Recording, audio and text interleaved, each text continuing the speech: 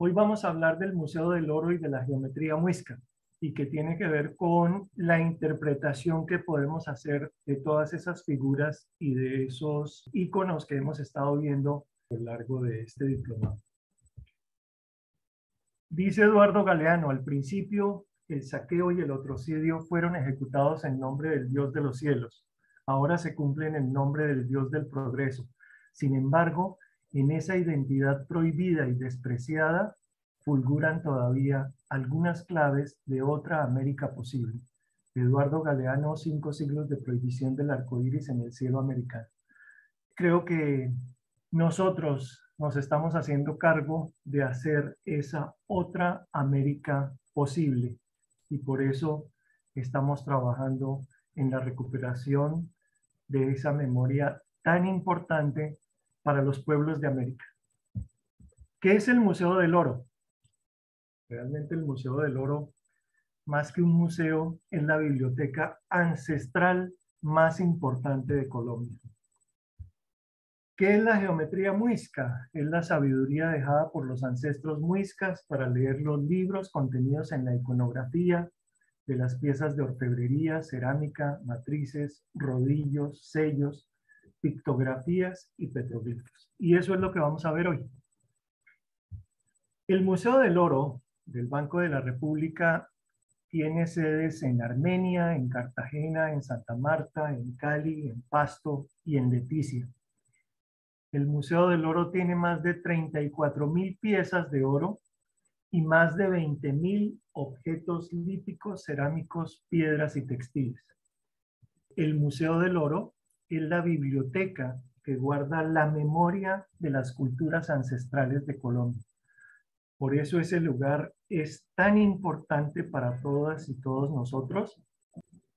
Y bueno, a pesar de que el sitio donde está no es un lugar sagrado, todas las culturas lo visitan, todas las culturas hacen allí sus trabajos, se han hecho trabajos muy interesantes en el Museo del Oro relacionados con la información y la energía que guardan todas estas piezas.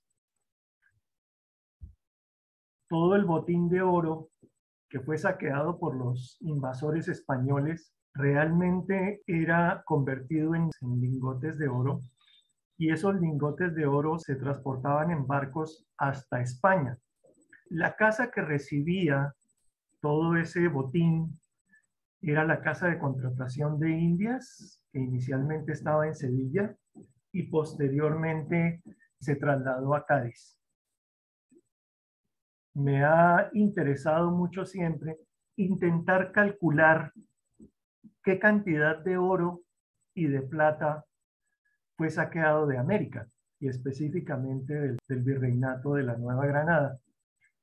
Sin embargo, es muy difícil calcularlo, muy difícil calcularlo. Los conquistadores pagaban lo que se llamaba el quinto real, que era el impuesto de la quinta parte, es decir, el 20%, establecido en 1504 por la Corona de Castilla sobre las extracciones de metales preciosos, principalmente el oro y la plata, y otros bienes dentro de los territorios de lo que fue la América Española. Sin embargo, eso no se cumplía a cabalidad porque no había nadie que lo pudiera controlar de una manera sistemática. Entonces, ese quinto real finalmente se remitía a lo que cada uno de ellos diera a la corona. Posteriormente, con el ascenso de los Borbones en 1700, el impuesto se reduce al diezmo y al 5% a finales del Imperio en América. En el siglo XVII y XVIII se llegaron a recibir 270 toneladas de plata y 40 toneladas de oro. Ese tonelaje se refiere al impuesto. Digamos que un 10% de lo que saquearon en América los conquistadores. Por eso es tan complicado tener un dato certero sobre esto, y uno encuentra todo tipo de volúmenes en toneladas relacionados con el oro que se llevaron los conquistadores españoles. En el siglo XVI, los galeones españoles se llevaron de América, según la Casa de Contratación de Indias, 9.550 toneladas de oro y de plata. España está en deuda con América porque realmente las toneladas de oro que se llevaron de América pues son gigantescas. Todo eso se ve reflejado en esa desigualdad tan grande que hay en los países. Sin embargo, España, con todo esto de la conquista, no era quien se llevaba una buena parte de ese oro, porque España estaba hipotecada a los otros reinos, especialmente Alemania, y la mayor parte del oro iba para Alemania. Por supuesto, aquí se quedaba una parte de ese oro, aquí en España, pero gran parte de ese oro, como les digo, salía para el resto de Europa por todos los préstamos en los que se había metido la corona española para poder financiar estos viajes de los conquistadores a América. Cuando decimos que todas las piezas de oro realmente no fueron hechas como adorno o simplemente por una cuestión estética, habría que ver la cantidad de toneladas de información que se fundió para convertirlas en lingotes de oro. Por eso digo yo aquí, en estas proporciones, el incendio de la Biblioteca de Alejandría no es comparable con la cantidad de información que se perdió con la destrucción de las piezas de oro de las culturas indígenas de América. Si bien es cierto, la Biblioteca de Alejandría tenía muchísima información, yo creo que perfectamente puede ser comparable con la cantidad de toneladas de piezas en oro y en plata que fueron fundidas. Era quemar los libros, independientemente de qué libro sea. Es una barbaridad pensar que a alguien se le ocurra que los libros se pueden quemar para tapar información. Este libro, que fue publicado en el año 1989, Secretos del Dorado, yo tengo la suerte de tenerlo.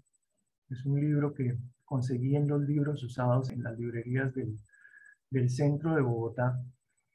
Y de paso les recomiendo que visiten todas estas librerías, las librerías que están sobre la carrera octava y novena, que son librerías de libros usados, porque desafortunadamente los mejores libros relacionados con estos temas no se han vuelto a editar.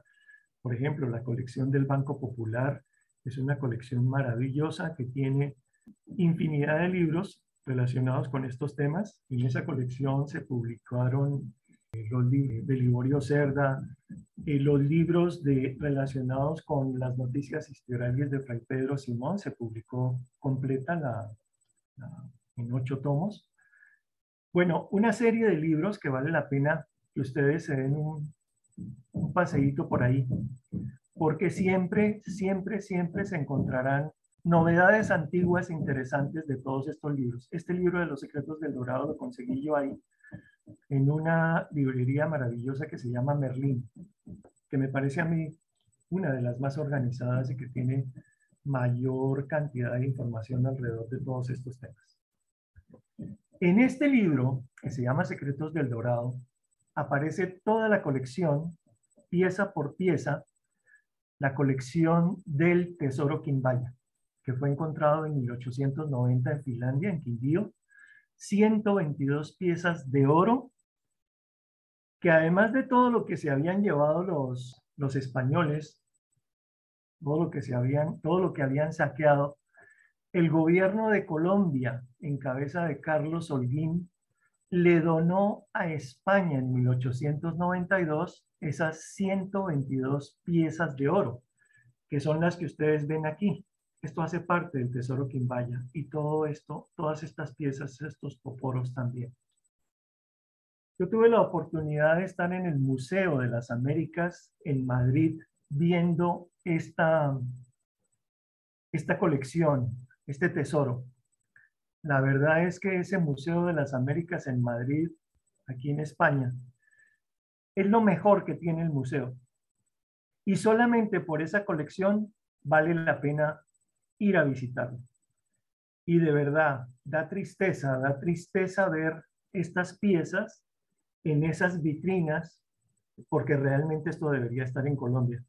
Tengo entendido que se están haciendo gestiones para que el gobierno de España devuelva este tesoro a Colombia, pero bueno, eso va a ser muy difícil. Esto lo donó el presidente Carlos Holguín en 1892 porque España había participado como perito en un litigio de fronteras entre Colombia y Venezuela, y ese litigio salió favorable a Colombia. Este presidente, como si las piezas de oro fueran de él, fue olímpicamente donándoselas al gobierno de España en pago por el favor que le había hecho España resolviendo ese litigio de fronteras a favor de Colombia. En este libro también aparecen infinidad de piezas. Ustedes ven aquí arriba, están en el Museo Británico. Esto es Tayrona, esto es de la zona del Cauca, y esto creo que es Calima, me imagino, o Quimbayo. Hay 50 piezas en el Museo Etnológico de Berlín, todas están perfectamente catalogadas en este libro, y 21 piezas de oro en el Museo Británico de Londres. Además, ayer habíamos visto que esa tela maravillosa de esa manta, pues igualmente está en el Museo Británico de Londres. ¿Quién sabe qué más cosas tendrán de estas culturas y de lo que debería estar en cada uno de sus países, y específicamente esto relacionado con las culturas nuestras, con las culturas de Colombia? Esta diapositiva ya la había mostrado, pero creo que vuelve a ser pertinente repetir la frase del maestro Antonio Gras. Él dice: nuestra cultura no ha creado aún riqueza ni belleza comparable a la prehispánica, en relación con toda la iconografía de todas las culturas de Colombia, porque los libros del maestro Antonio Gras, sus 4 libros, tienen que ver con todas estas imágenes relacionadas con todas las culturas de Colombia. Tengo que decir que uno de sus libros fue ganador en una feria del libro en Frankfurt, en Alemania, como el libro más bello del mundo. Desafortunadamente no se consigue. Yo tuve la fortuna de conseguir los 4 libros en estas librerías que les digo, y en los anticuarios de Chapinero, que también se consiguen muy buenos libros relacionados con estos temas. Voy a hacer aquí con ustedes una lectura.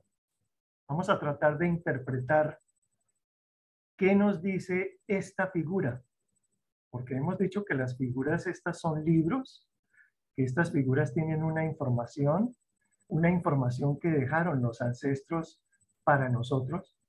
En algún momento, en la cátedra de la memoria muisca, alguien preguntó que esta figura, ¿qué podría ser?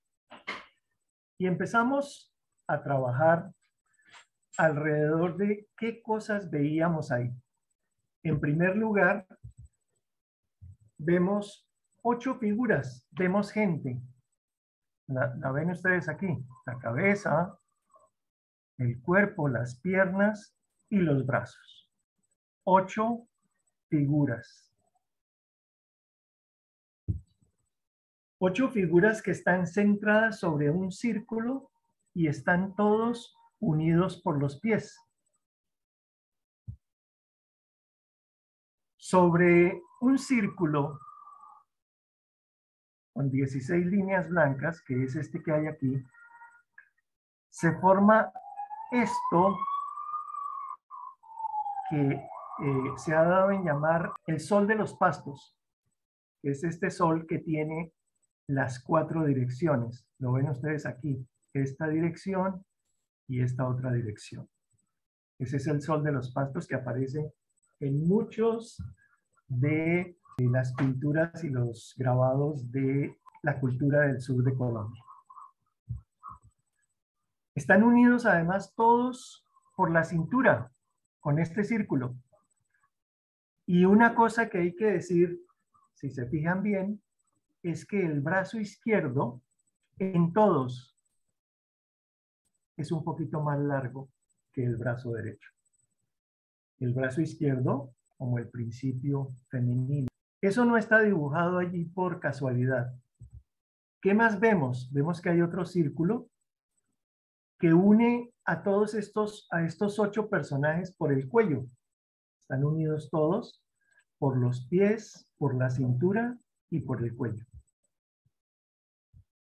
Sobre la cabeza tienen una especie como de sombrero, semejando una montaña, que además tiene, fíjense, 7 lineecitas blancas.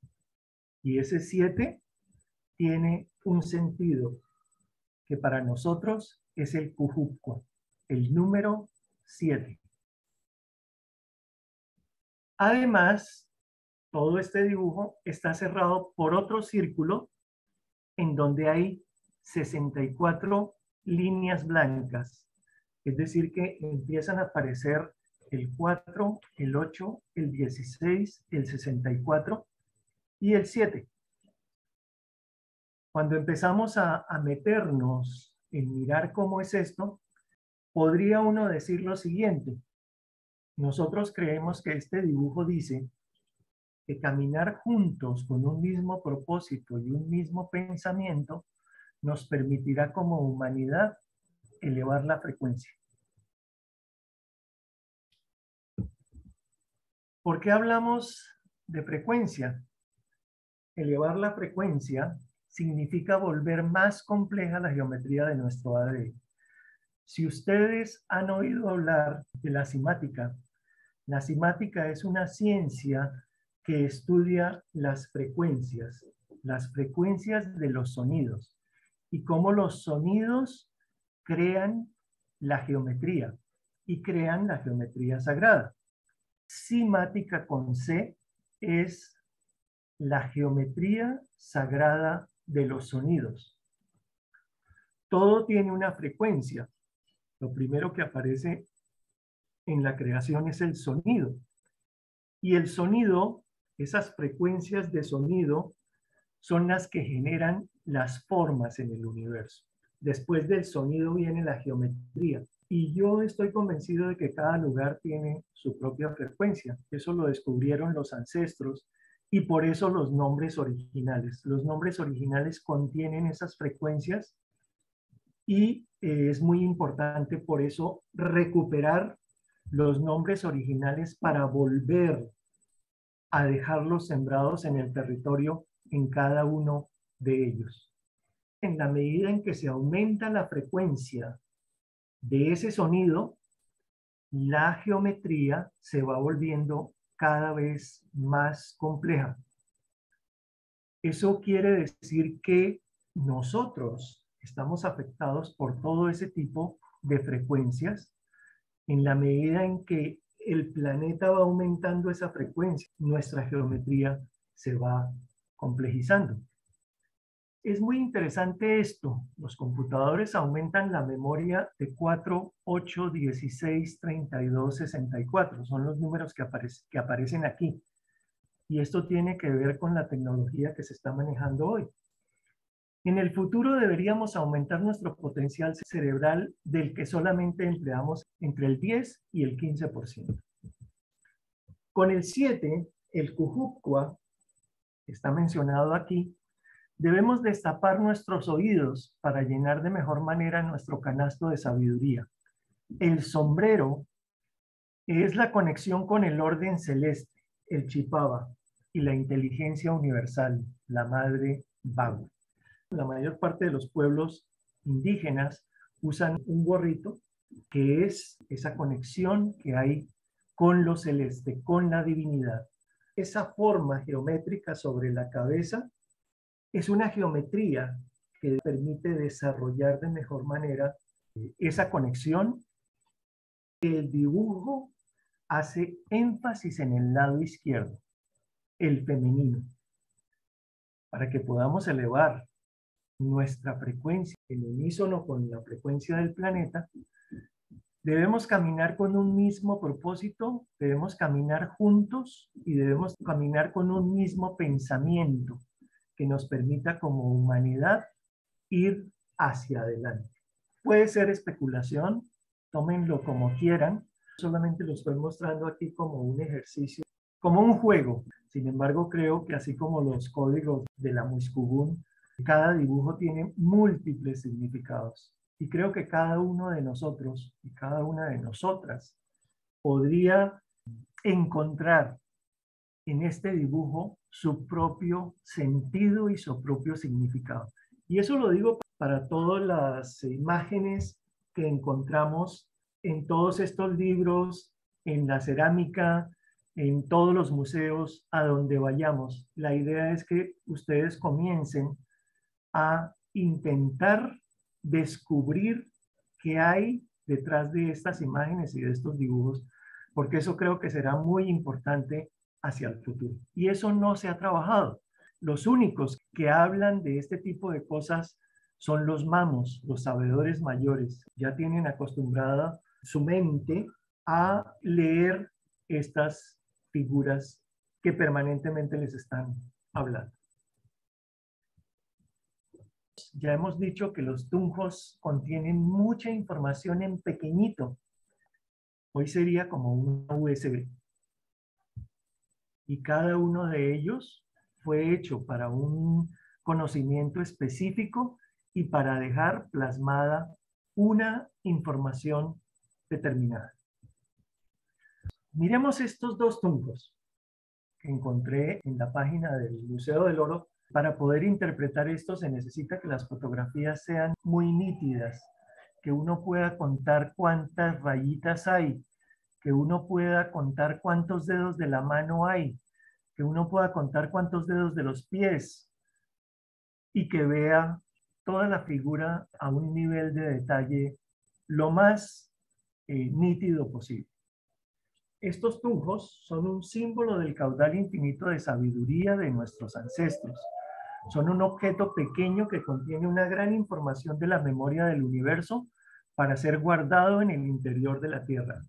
Esos tunjos nunca se han debido sacar de la Tierra.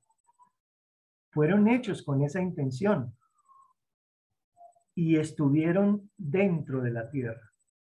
Y le están dando una información a la madre, la información que la madre necesita en ese lugar.